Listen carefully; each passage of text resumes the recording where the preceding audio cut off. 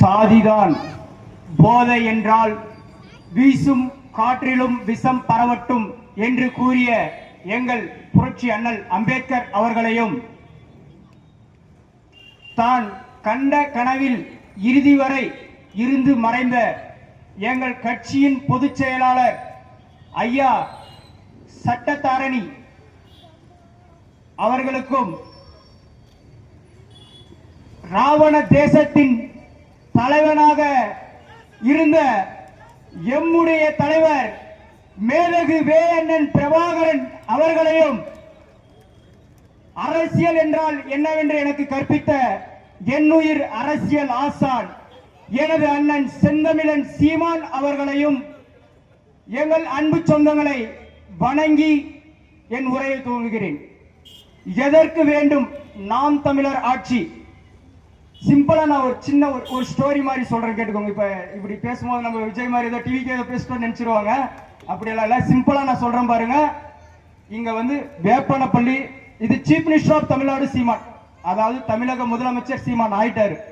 இங்க வேப்பனப்பள்ளி சட்டமன்ற தொகுதியில சட்டமன்ற உறுப்பினர் சதீஷ், பருகூர்ல சட்டமன்ற உறுப்பினர் சேரன் 2 பேர் ஆயிட்டாங்க.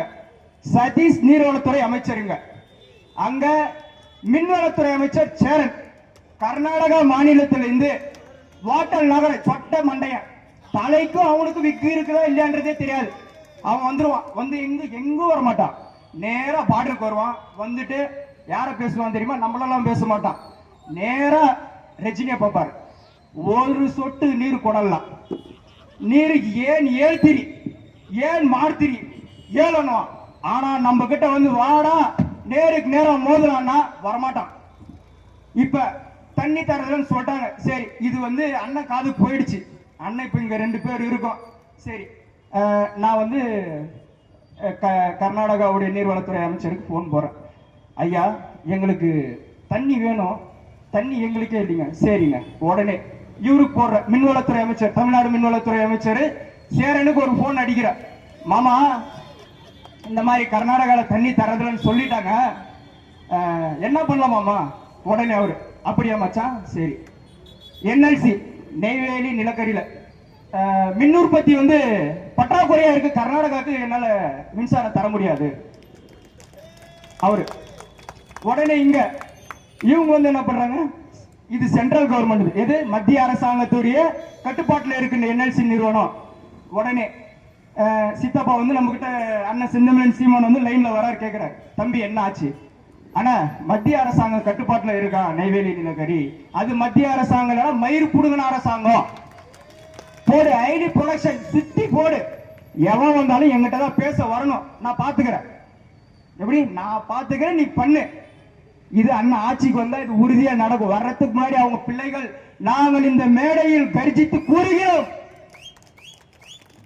ஆனால் இதே மேடையில் இருந்து அணில் குஞ்சி தலைவன் விஜய் அவர்களுக்கு சவால் விடுகிறேன். Open challenge to Vijay for the Seeman brother. என்னன்னா, இப்ப வந்து நீங்க அரசியல் வந்துட்டீங்க, சரி, டிவிக்கு எடுத்துக்கு வந்துட்டீங்க. டிவிக்கு நீங்க என்ன பண்ணணும்னா ஒண்ணும் கிடையாதுங்க. பொங்கல் அன்னைக்கு உன்னுடைய படம் ஜனநாயகன் ரிலீஸ், அது எல்லாருக்கும் தெரிஞ்ச விஷயம்.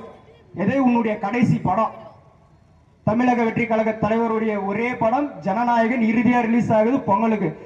அதுக்கு முன்னாடி விஜய் அவர்களுக்கு தெம்பும் திராணியும் இருந்தால் கர்நாடக காவிரி விஷயத்தை பத்தியும் முல்லை பெரியாரை பத்தி நீ பேசிடு.